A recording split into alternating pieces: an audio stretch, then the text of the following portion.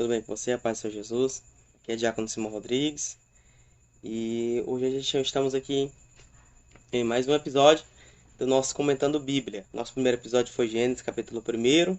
Nós falamos sobre Deus e a criação, o poder de Deus sobre a criação, que é algo maravilhoso e extraordinário. Hoje eu quero trazer um texto que tem cativado a minha alma e tem me feito muito meditar, né? No livro de Mateus, capítulo 28, os versículos de número 18, 19 e o 20. Eu vou ler aqui na tradução King James. Antes da gente ler o texto, eu queria pedir a você, né? Para se inscrever no canal, curtir, compartilhar, tá certo? Deus vai abençoar grandemente a sua vida. E eu creio assim, tá bom? King James, né? Bíblia Sagrada, na realidade. Livro de Mateus, no capítulo de número 28 e os versículos de número 18, 19 e o 20. Nós vamos comentar nesta manhã. Diz assim o texto bíblico. Então Jesus, aproximando-se deles, lhes assegurou: toda a autoridade me foi dada no céu e na terra. Portanto, ide e fazei discípulos.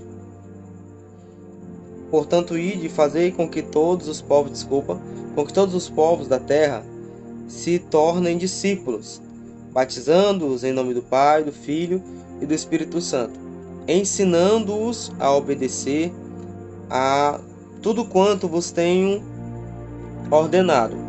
E assim eu estarei permanentemente convosco até o fim dos tempos, ou como tem algumas traduções, até a consumação dos séculos. Meus irmãos, eu estava analisando esse texto e eu percebi algo extraordinário. A gente tem aqui 3 versículos, o versículo número 18, o 19 e o 20.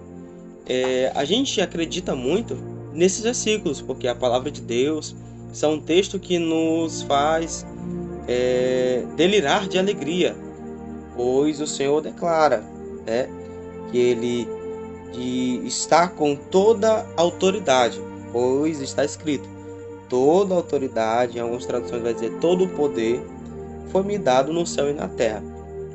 Eu fui analisar esse texto, e como todos nós conhecemos, né, Jesus, ele se encarnou, veio a esta terra, morreu por nós e alcançou todo o poder. Por isso que a Bíblia diz em Filipenses 2, e eu quero ler para você, para a gente poder ter um completo entendimento, no livro de Filipenses, no capítulo de número 2, e os versículos de número 8 ao 10, vai nos dizer a seguinte palavra. Filipenses 2, capítulo de número 2, versículo de número 8 ao 10 diz assim: assim, na forma de homem, humilhou-se a si mesmo, entregando-se à obediência até a morte, e morte de cruz. Por isso Deus também o exaltou sobremaneira, a mais elevada posição, e lhe deu o nome que está acima de qualquer outro nome, para que ao nome de Jesus se dobre todo o joelho dos que estão nos céus, na terra.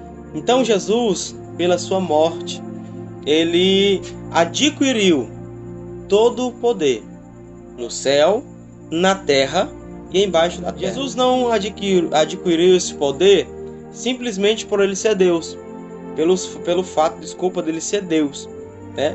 Jesus não adquiriu esse poder pelo fato de que ele era o Filho de Deus. Não. Jesus adquiriu esse poder porque ele encarnou, morreu na cruz do Calvário, para que a nós hoje fosse nos dado a oportunidade de salvação. Então foi-lhe dado o poder sobre o céu, a terra e até mesmo debaixo da terra. Jesus, ele manda no céu, manda na terra e ele manda embaixo da terra. Glória a Deus. Isso é maravilhoso, belíssimo. A gente encontra também outra parte nesse texto que é coisa extraordinária, que é a parte B do versículo de número 20. a qual nos diz assim: e assim eu estarei permanentemente convosco até o fim dos tempos. Outras traduções dizem: eu estarei convosco até a consumação dos séculos. Outras traduções vão dizer: eu estarei convosco até o fim da era dos séculos. Então ele estará conosco. A Bíblia diz em Hebreus capítulo 13, versículo de número 8: Jesus Cristo é o mesmo ontem, hoje e será eternamente. Jesus está conosco. Jesus está conosco como nosso advogado, como nosso bom companheiro, como nosso salvador, como nosso guia, como no livro de Tito, o amigo mais chegado do que irmão, também no livro de Provérbios fala isso. Jesus está conosco até o fim dos tempos. Mas tem algo, irmãos, nesses 3 versículos que me chama a atenção. E eu acredito que é você também. Porque a gente pega o versículo número 18 e se alegra. A gente pega o versículo número 20, a parte B, se alegra. Mas o versículo 19 e a parte B, e a parte A, do versículo de número 20. O porquê que muitas pessoas não se alegram? Porque Jesus dá uma ordenança. E essa ordenança é para nos trazer maior alegria, maior gozo. É para nos trazer. Como assim, Diácono Simão? O que você está querendo dizer? A Bíblia diz assim, que uma alma se rendendo aos pés do Senhor, a festa no céu. Uma alma a uma grande festa no céu. E a Bíblia diz aqui no versículo de número 19, eu vou ler para a gente frisar bastante, diz o seguinte: portanto, ide, fazei com que todos os povos da terra se tornem discípulos, batizando-os em nome do Pai, do Filho e do Espírito Santo, ensinando-os a obedecer tudo quanto vos tenho ordenado. A ordenança de Jesus é pregar o Evangelho a todas as nações. A ordenança de Cristo é pregar o Evangelho. Pregar o Evangelho a toda criatura. Aquele que crê, ser batizado, será salvo. Aquele que não crê já está condenado. Então, nós pegamos esse texto, irmão. Aqui Jesus aí já está na grande comissão, já está transmitindo aos discípulos as suas últimas palavras, já ressuscitou, já está pronto, já vai ser levado aos céus, como está escrito em Atos capítulo 1, né? E Jesus ele já está dando as suas últimas palavras para os discípulos aqui na terra. E Jesus, ele diz: olha, vão até as nações, façam discípulos, batizem em nome do Pai, do Filho e do Espírito Santo. Essa é a maior obra da igreja, transmitir o Evangelho.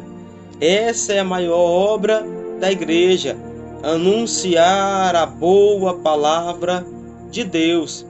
Não há outra maior obra. Curas são maravilhosas, milagres são maravilhosos, o poder de Deus se manifestando, trazendo curas, milagres, o Espírito Santo fazendo mover e as pessoas receberem dons, falarem línguas estranhas. Mas a maior obra da igreja é anunciar o Evangelho. A maior obra, você como cristão, servo de Deus, homem de Deus, mulher de Deus, serva de Deus, a sua maior obra é pregar o Evangelho. Eu estava, as pessoas que me conhecem de perto, sabem que eu sou uma pessoa que costumam dizer no trabalho que eu sou aleatório, por conta que a gente está conversando às vezes alguma coisa e às vezes vem na minha mente algo e eu falo logo, transmito logo.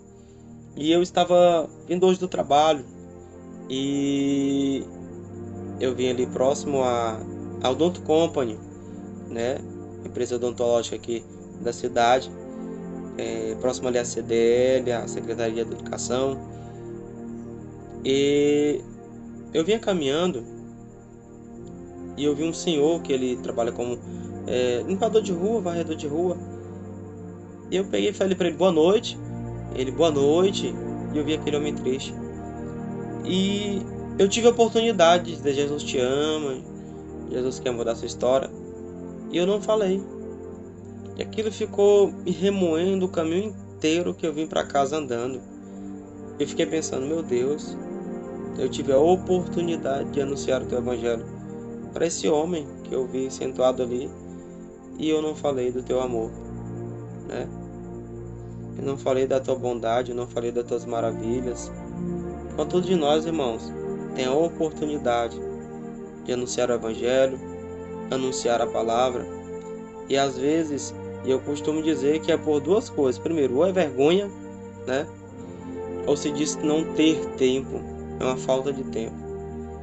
Eu posso dizer, eu estou sem tempo, mas hoje eu tive a oportunidade e não falei, não sou hipócrita, não vou mentir para você. E aquilo ficou me remoendo, e por isso que eu senti de trazer esse tema hoje para os irmãos, porque é necessário pregarmos o evangelho. Foi Jesus quem disse, não sou isso que sou simplesmente eu que estou lhe comentando, lhe falando, mas foi Jesus quem disse: prega o evangelho a toda criatura, toda a criatura. Jesus, em João 3, que Deus amou o mundo de tal maneira que deu seu Filho unigênito, para todo aquele que nele crê não pereça, mas tenha a vida eterna. E nessa noite a palavra que eu deixo para você é: pregue a palavra, anuncie o evangelho do reino, anuncie as boas novas do Cordeiro. Jesus está voltando. Esta não é outra hora a não ser a boa hora para anunciarmos a palavra de Deus. Eu quero orar pela sua vida. Pai, nesse momento, Deus, eu te apresento o teu povo, a todo aquele, meu Pai eterno, que chegou a este vídeo. Que o Senhor venha abençoar a sua casa, a sua família, toda a sua parentela. Liberta, cura, santifica, restaura, dignifica, orienta, levanta, meu Pai. Deus eterno, que pregar o teu evangelho, a tua palavra, anunciar que o Senhor nos salva, cura, liberta, batiza e leva para o céu. Ó Deus eterno, abençoe, Pai eterno, a todos aqueles, ó Pai eterno, que ouvirem até aqui, Senhor. Em nome do teu Filho amado eu te peço, eu te agradeço. Fique na paz do Senhor Jesus, que Deus abençoe a sua vida.